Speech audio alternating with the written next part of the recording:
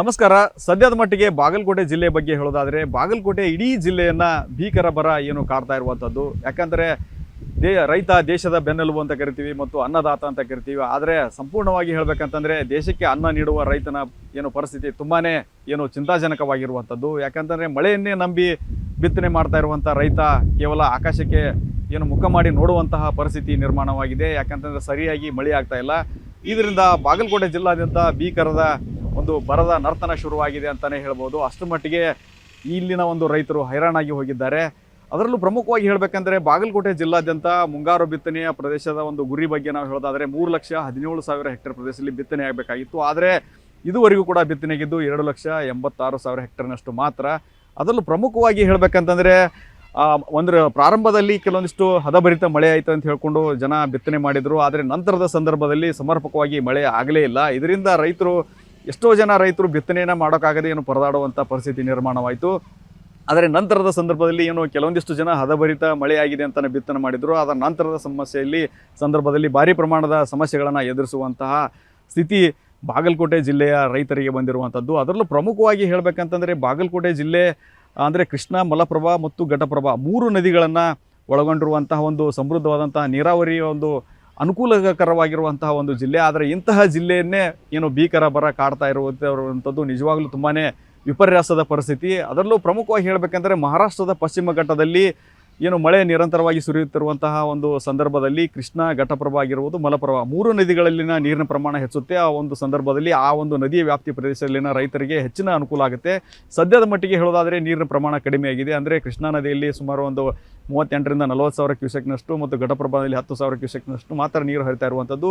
ಆದರೂ ಕೂಡ ಆ ಭಾಗದ ರೈತರಿಗೆ ಅದು ಒಂದು ಅನುಕೂಲಕರವಾದಂಥ ವಿಚಾರ ಅಂತ ಹೇಳ್ಬೋದು. ಆದರೆ ಅದನ್ನು ಹೊರತುಪಡಿಸಿ ಆ ಒಂದು ಜಮಖಂಡಿ, ಮುಧೋಳ ಆ ಭಾಗದಲ್ಲಿ, ಇದು ತೇರದಾಳ, ಬನ್ನಟ್ಟಿ ಆ ಭಾಗದಲ್ಲಿ ಹೆಚ್ಚು ಅನುಕೂಲಕರವಾದಂಥ ವಿಚಾರ. ಆದರೆ ಅದನ್ನು ಹೊರತುಪಡಿಸಿ ಬಾಗಲಕೋಟೆ ಆಗಿರ್ಬೋದು, ಅದರಲ್ಲೂ ಒಂದು ಹುನಗುಂದ ಆಗಿರ್ಬೋದು, ಇಳಕಲ್, ಗುಳೇದಗುಡ್ಡ ಈ ಭಾಗದಲ್ಲಿ ಹೆಚ್ಚಿನ ನೀರಾವರಿ ಆಗೋದಿಲ್ಲ. ಯಾಕಂದರೆ ಈ ಭಾಗದಲ್ಲಿ ಏನು ಒಣ ಬೇಸಾಯವನ್ನೇ ನಂಬಿಕೊಂಡು ರೈತರು ಕೃಷಿಯನ್ನು ಮಾಡ್ತಾರೆ. ಇಂತಹ ಸಂದರ್ಭದಲ್ಲಿ ತೊಗರಿ ಆಗಿರ್ಬೋದು, ಹೆಸರು ಆಗಿರ್ಬೋದು, ಸೂರ್ಯಕಾಂತಿ, ಗೋವಿನ ಜೋಳ ಪ್ರಮುಖವಾದಂಥ ಅನೇಕ ಬೆಳೆಗಳನ್ನು ಬೆಳೀತಾರೆ. ಆದರೆ ಬೆಳೆಗೆ ಸಮರ್ಪಕವಾಗಿ ನೀರಿಲ್ಲದೆ ಎಲ್ಲ ಬೆಳೆಯೂ ಕೂಡ ಹೊಲದಲ್ಲೇ ಒಣಗಿ ಹಾಳಾಗಿ ಹೋಗ್ತಾ ಇರುವಂಥದ್ದು. ಅದರಲ್ಲೂ ಪ್ರಮುಖವಾಗಿ ಹೇಳಬೇಕಂದ್ರೆ ಗೋವಿನ ಜೋಳ ನೀರಿಲ್ಲದೆ ಒಣಗಿ ಹಾಳಾಗಿ ಹೋಗ್ತಾ ಇದೆ, ಬಾಡಿ ಹೋಗ್ತಾ ಇದೆ. ಅದರ ಜೊತೆಗೆ ಹೆಸರು ಮಳೆಯಾಗದ ಹಿನ್ನೆಲೆಯಲ್ಲಿ ಸರಿಯಾಗಿ ಹುಟ್ಟಿಲ್ಲ. ಅಂದರೆ ಹೊಲದಲ್ಲಿ ಬಿಡಿ ಬಿಡಿಯಾಗಿ ಹುಟ್ಟಿರುವಂಥದ್ದು. ಆದರೆ ಹುಟ್ಟಿದಂತಹ ಹೆಸರಿನ ಬೆಳೆಗೆ ಈಗ ಸದ್ಯದ ಮಟ್ಟಿಗೆ ಪ್ರಮುಖವಾಗಿ ಕಾಡ್ತಾ ಇರುವಂತಹ ಒಂದು ಸಮಸ್ಯೆ ಏನಂತಂದರೆ ಹಳದಿ ರೋಗದ ಕಾಟ ಹೆಚ್ಚಾಗಿರುವಂಥದ್ದು. ಹೆಸರು ಬೆಳೆಗೆ ಅಂದರೆ ಹವಾಮಾನ ವೈಪರೀತ್ಯದಿಂದ ಮತ್ತು ಮೋಡ ಕವಿದ ವಾತಾವರಣದಿಂದ ಹೆಸರು ಬೆಳೆ ಸಂಪೂರ್ಣವಾಗಿ ಹಳದಿ ಬಣ್ಣಕ್ಕೆ ತಿರುಗಿ ಹಾಳಾಗಿ ಹೋಗ್ತಾ ಇದೆ. ಅದರ ಜೊತೆಗೆ ಅದಕ್ಕೆ ಇನ್ನೊಂದು ಕಾಟ ಶುರುವಾಗಿರುವಂಥದ್ದು. ಅದು ಏನಂತಂದರೆ ಈ ಒಂದು ಹೆಸರು ಅಲ್ಲೋ ಇಲ್ಲೋ ಅಲ್ಪ ಸ್ವಲ್ಪ ಹುಟ್ಟಿದಂಥ ಹೆಸರು ಏನು ಕಾಯಿಯನ್ನು ಹಿಡಿದಿದೆ, ತೆನೆಯನ್ನು ಹಿಡಿದಿದೆ, ಆ ತೆನೆಗಳಿಗೆ ಕೀಟ ಬಾಧೆ ಶುರುವಾಗಿದೆ. ಅಂದರೆ ಸಂಪೂರ್ಣವಾಗಿ ಕಪ್ಪು ಕಪ್ಪಾದ ಏನು ಚಿಕ್ಕಾದಂಥ ಹುಳುಗಳಿಂದ ಅವು ಸಂಪೂರ್ಣವಾಗಿ ಹೆಸರಿನ ತೆನೆಗೆ ಮೆತ್ಕೊಂಡು ಅದನ್ನು ಕೂಡ ಹಾಳು ಮಾಡುವಂತಹ ಒಂದು ಸ್ಥಿತಿ ನಿರ್ಮಾಣವಾಗಿದೆ. ಇದರಿಂದ ಹೆಸರು ಬೆಳೆಗಾರರಿಗೆ ಒಂದು ಕಡೆ ಈಗಾಗಲೇ ಹಳದಿ ರೋಗದ ಕಾಟ, ಅದರ ಜೊತೆಗೆ ಇನ್ನು ಕೀಟ ಬಾಧೆಯ ಕಾಟ, ಇದಕ್ಕಿಂತ ಹೆಚ್ಚಾಗಿ ಇನ್ನೊಂದು ವಿಪರ್ಯಾಸದ ಸ್ಥಿತಿ ಏನಂತಂದರೆ ಗುಳೇದಗುಡ್ಡ ತಾಲೂಕಿನ ಲಿಂಗಾಪುರ ಆಗಿರ್ಬೋದು, ಕೆಲವಡಿ ಆಗಿರ್ಬೋದು ಮತ್ತು ಆ ಒಂದು ಭಾಗದಲ್ಲಿರುವಂಥ ಸುಮಾರು 10 ಹಳ್ಳಿಗಳಿಗೆ ಇದೆಲ್ಲದರ ಮಧ್ಯೆಯೂ ಕೂಡ ಬೆಳೆದಂತಹ ಬೆಳೆಯ ಹೆಸರು ಬೆಳೆಗೆ ಮತ್ತೊಂದು ಕಾಟ ಶುರುವಾಗಿದೆ. ಅದು ಏನಪ್ಪ ಅಂತಂದರೆ ಕಾಡು ಹಂದಿಗಳ ಕಾಟ. ಯಾಕಂತಂದರೆ ಈಗಾಗಲೇ ರೈತರು ಸಾಲ ಸೂಲ ಮಾಡಿ ಪ್ರತಿ ಎಕರೆಗೆ ಹೆಸರು ಬೆಳೆಯೋದಕ್ಕೆ ಸುಮಾರು 30ರಿಂದ 40 ಸಾವಿರ ರೂಪಾಯಿ ಖರ್ಚು ಮಾಡಿರ್ತಾರೆ. ಅಂದರೆ ಬೀಜ ಆಗಿರ್ಬೋದು, ಗೊಬ್ಬರ ಆಗಿರ್ಬೋದು, ಔಷಧಿ ಆಗಿರ್ಬೋದು, ಎಲ್ಲವೂ ಸೇರಿ ಆಳು ಕಾಳು ಸೇರಿ ಒಟ್ಟು 40 ಸಾವಿರ ರೂಪಾಯಿಯನ್ನು ಖರ್ಚು ಮಾಡಿ 1 ಎಕರೆಗೆ ಏನು ಹೆಸರನ್ನು ಬೆಳೆದಿರ್ತಾರೆ. 1 ಎಕರೆಗೆ 40,000 ರೂಪಾಯಿ ಖರ್ಚು ಮಾಡಿ. ಆದರೆ ಈಗ ಸದ್ಯದ ಮಟ್ಟಿಗೆ ಒಂದು ಕಡೆ ರೋಗ, ಇನ್ನೊಂದು ಕಡೆ ಕೀಟಬಾಧೆ, ಇದೆಲ್ಲದರ ಮಧ್ಯೆ ಕೂಡ ಸವಾಲಿನಿಂದ ಆ ಒಂದು ಬೆಳೆಯನ್ನು ರಕ್ಷಿಸೋಕೆ ಮುಂದಾಗಿರುವಂತಹ ರೈತರಿಗೆ ಕಾಡು ಹಂದಿಗಳ ಕಾಟ ಹೆಚ್ಚಾಗಿ ಕಾಡ್ತಾ ಇರುವಂಥದ್ದು. ಯಾಕಂತಂದರೆ ಈ ಒಂದು ಗ್ರಾಮಗಳು ಪಕ್ಕದಲ್ಲಿನೇ ಬೆಟ್ಟ ಗುಡ್ಡ ಇರೋದರಿಂದ ಹಗಲಿನ ಸಂದರ್ಭದಲ್ಲಿ ಬೆಟ್ಟ ಗುಡ್ಡದಲ್ಲಿ ವಾಸ ಮಾಡ್ತಿರುವಂತಹ ಹಂದಿಗಳು ರಾತ್ರಿ ಆದರೆ ಸಾಕು ಹಿಂಡಾಗಿ ಬಂದು ರೈತರ ಹೊಲಗಳಿಗೆ ದಾಂಗುಡಿ ಇಡುತ್ತಿವೆ. ಅಂದರೆ ಒಂದಲ್ಲ ಎರಡಲ್ಲ, ಒಂದೊಂದು ಹಿಂಡಿನಲ್ಲಿ ಸುಮಾರು 30ರಿಂದ 40 ಕಾಡು ಹಂದಿಗಳು ಸೇರಿಕೊಂಡು ಎಟ್ ಎ ಟೈಮ್ ರೈತರ ಹೊಲಗಳಿಗೆ ಬಂದರೆ ರೈತರ ಹೊಲದ ಸ್ಥಿತಿಗತಿ ಹೇಗಾಗಿರಬೇಡ ಅನ್ನೋದಕ್ಕೆ ಅದೊಂದು ಸ್ಪಷ್ಟವಾದಂಥ ಚಿತ್ರಣ. ಯಾಕೆಂದರೆ ಒಂದು ಕಡೆ ತಮ್ಮ ಕೋರೆ ಹಲ್ಲುಗಳಿಂದ ಎಲ್ಲವನ್ನು ಕೂಡ ಕಿತ್ತು ಬಿಸಾಕ್ತವೆ ಮತ್ತು ತಿಂದು ತೇಗ್ತವೆ. ಅದರ ಜೊತೆಗೆ ಅವುಗಳ ಹೊಲದಲ್ಲಿ ಓಡಾಟದಿಂದಲೇ ಎಷ್ಟೋ ಪ್ರಮಾಣದಲ್ಲಿ ಬೆಳೆ ಸರ್ವನಾಶವಾಗಿ ಸಂಪೂರ್ಣವಾಗಿ ಹಾಳಾಗ್ತಿರುವಂಥ ಸ್ಥಿತಿಗತಿ ಅಲ್ಲಿನ ರೈತರಿಗೆ ಬಂದಿರುವಂಥದ್ದು. ಇದರಿಂದ ಈ ಹಂದಿಗಳನ್ನು ಓಡಿಸೋಕೆ ರೈತರ ಪರಿಸ್ಥಿತಿ ಎಷ್ಟರ ಮಟ್ಟಿಗೆ ಆಗಿದೆ ಅಂದರೆ ಹಗಲಿನ ಸಂದರ್ಭದಲ್ಲಿ ಏನು ಮಲಗಬೇಕು ಮತ್ತು ರಾತ್ರಿ ಆದರೆ ಹೊಲವನ್ನು ಕಾಯುವಂಥ ಸ್ಥಿತಿ. ಇದರಿಂದ ಸರಿಯಾಗಿ ನಿದ್ದೆ ಕೂಡ ಮಾಡಲಾಗದಂತಹ ಸ್ಥಿತಿ ರೈತರಿಗೆ ಬಂದು ತಲುಪಿದೆ. ಪ್ರತಿನಿತ್ಯವೂ ಕೂಡ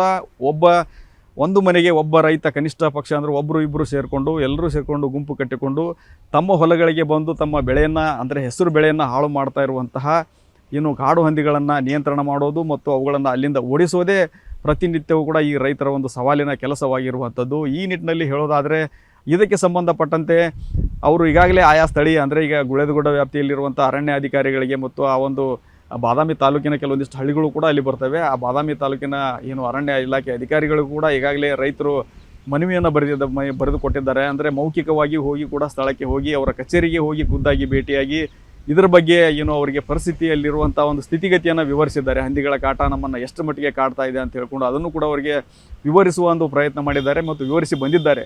ಆದರೂ ಕೂಡ ಇದುವರೆಗೂ ಕೂಡ ಅಲ್ಲಿ ಸ್ಥಳಕ್ಕೆ ಬಂದು ಅರಣ್ಯ ಅಧಿಕಾರಿಗಳು ಅಲ್ಲಿ ಯಾವ ರೀತಿ ಹಂದಿಗಳ ಒಂದು ಎಫೆಕ್ಟ್ ಆಗ್ತಾ ಇದೆ, ಅವುಗಳಿಂದ ಬೆಳೆ ಎಷ್ಟರ ಮಟ್ಟಿಗೆ ಹಾನಿ ಆಗ್ತಾ ಇದೆ, ರೈತರು ಎಷ್ಟು ಮಟ್ಟಿಗೆ ಈ ಒಂದು ಸಮಸ್ಯೆಯನ್ನು ಎದುರಿಸ್ತಾ ಇದ್ದಾರೆ ಅನ್ನೋ ಒಂದು ವಿಚಾರದಲ್ಲಿ ಸಂಪೂರ್ಣವಾಗಿ ಪರಿಶೀಲನೆ ಮಾಡುವಂಥ ಕೆಲಸವನ್ನು ಮಾಡ್ತಾ ಇಲ್ಲ ಮತ್ತು ಗಂಭೀರವಾಗಿ ಅವುಗಳನ್ನು ನಿಯಂತ್ರಣ ಮಾಡೋದಕ್ಕೆ ಏನೆಲ್ಲ ಕ್ರಮ ಕೈಗೊಳ್ಳಬೇಕು ಅದನ್ನು ಕೂಡ ಮಾಡ್ತಾ ಇಲ್ಲ ಅನ್ನುವುದು ರೈತರ ಆರೋಪ. ಇದರಿಂದ ಕೇವಲ ನಿಮ್ಮ ಹೊಲಕ್ಕೆ ಬರ್ತೀವಿ, ನಾವು ಅದನ್ನು ನೋಡ್ತೀವಿ, ಹಂದಿಗಳನ್ನ ನಿಯಂತ್ರಣ ಮಾಡ್ತೀವಿ ಅಥವಾ ಅವುಗಳನ್ನು ಬೇರೆ ಕಡೆ ಸ್ಥಳಾಂತರ ಮಾಡ್ತೀವಿ ಅಂತ ಕೇವಲ ಭರವಸೆಯನ್ನು ನೀಡ್ತಾ ಇದ್ದಾರೆ ಹೊರತು ಯಾವುದೇ ರೀತಿ ಹಂದಿಗಳನ್ನು ಅಲ್ಲಿಂದ ಸ್ಥಳಾಂತರ ಮಾಡುವಂಥ ಕೆಲಸವನ್ನು ಹಿಡಿದು ಬೇರೆ ಕಡೆ ಸಾಗಿಸುವಂಥ ಕೆಲಸವನ್ನು ಮತ್ತು ಹಂದಿಗಳು ಹೊಲಗಳಿಗೆ ಬರದಂತೆ ಯಾವ ರೀತಿ ರೈತರು ಕ್ರಮ ಕೈಗೊಳ್ಳಬೇಕು ಅಟ್ಲೀಸ್ಟ್ ಅದರ ಬಗ್ಗೆ ಅನ್ನೋದು ತಿಳಿಸಿ ಹೇಳುವಂಥ ಕೆಲಸವನ್ನು ಕೂಡ ಅರಣ್ಯ ಇಲಾಖೆ ಅಧಿಕಾರಿಗಳು ಮಾಡ್ತಾ ಇಲ್ಲ. ಇದರಿಂದ ರೈತರು ಒಂದು ಕಡೆ ಈಗಾಗಲೇ ಭೀಕರ ಬರದಿಂದ ಕಂಗಾಲಾಗಿದ್ದರೆ ಬರದಲ್ಲೂ ಕೂಡ ಅಲ್ಲೋ ಇಲ್ಲೋ ಬೆಳೆದಂಥ ಹೆಸರು ಬೆಳೆಯನ್ನು ಸಂರಕ್ಷಣೆ ಮಾಡಿಕೊಳ್ಳೋದಕ್ಕೆ ಮತ್ತು ಹಂದಿಗಳ ಕಾಟದಿಂದ ತಪ್ಪಿಸಿಕೊಳ್ಳೋದಕ್ಕೆ ಅವುಗಳನ್ನು ರಕ್ಷಣೆ ಮಾಡಿಕೊಳ್ಳೋದಕ್ಕೆ ಇನ್ನಿಲ್ಲದ ಒಂದು ಹರಸಾಹಸ ಪಡುವಂತಹ ಸ್ಥಿತಿ ನಿರ್ಮಾಣವಾಗಿದೆ. ಅದರ ಜೊತೆಗೆ ಬಾಗಲಕೋಟೆ ಜಿಲ್ಲಾದ್ಯಂತ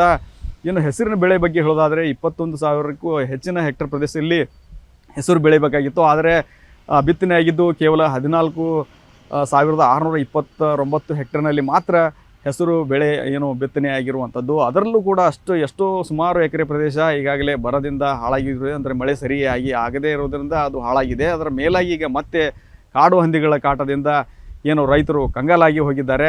ಜೊತೆಗೆ ಮಳೆಯ ಪ್ರಮಾಣವೂ ಕೂಡ ಈ ಸಾರಿ ತುಂಬಾ ಕಡಿಮೆ ಆಗಿರುವಂಥದ್ದು. ಅಂದರೆ ಇಲ್ಲಿವರೆಗೂ ಕೂಡ ಆಗಬೇಕಾದಂಥ ಮಳೆ ಅಂದರೆ ವಾಡಿಕೆ ಮಳೆ ಅಂದರೆ 178.1 ಮಿಲಿಮೀಟರ್ ಮಳೆ ಆಗಬೇಕಾಗಿತ್ತು. ಆದರೆ ಮಳೆಯಾಗಿದ್ದು ಕೇವಲ 159.1 ಮಿಲಿಮೀಟರ್ ಮಾತ್ರ ಮಳೆಯಾಗಿದೆ. ಸುಮಾರು 11%ನಷ್ಟು ಮಳೆಯ ಪ್ರಮಾಣ ಕೊರತೆಯಾಗಿದೆ. ಅಷ್ಟು ಮಳೆ ಕಡಿಮೆ ಆಗಿದೆ. ಕೇವಲ ಹೆಸರು ಅಷ್ಟೇ ಅಲ್ಲ, ಇತರೆ ಬೆಳೆಗಳು ಕೂಡ ಮಳೆ ಕೊರತೆಯಿಂದ ಹಾಳಾಗಿ ಹೋಗ್ತಾ ಇರುವಂಥದ್ದು. ಈ ನಿಟ್ಟಿನಲ್ಲಿ ರೈತರು ಹತ್ತಾರು ಸಮಸ್ಯೆಗಳನ್ನ ಎದುರಿಸ್ತಾ ಇದ್ದಾರೆ ಮತ್ತು ಲಿಂಗಾಪುರ ಕೆಲೋಡಿ ಗ್ರಾಮದಲ್ಲಿ ಇಂತಹ ಒಂದು ಪರಿಸ್ಥಿತಿ ಹಿನ್ನೆಲೆಯಲ್ಲಿ ರೈತರು ತಾವೇ ಬಿತ್ತಿ ಬೆಳೆದು ಮಗುವಿನ ರೀತಿ ಬೆಳೆದಂತಹ ಬೆಳೆ ಹಾಳಾಗಿದ್ದರಿಂದ ಅವರೆಲ್ಲರೂ ಕೂಡ ಗುಳೆ ಹೋಗುವಂಥ ಕೆಲಸಕ್ಕೂ ಕೂಡ ಅಂತಹ ಪರಿಸ್ಥಿತಿ ಕೂಡ ಆ ಒಂದು ಭಾಗದಲ್ಲಿ ನಿರ್ಮಾಣವಾಗಿರುವಂಥದ್ದು.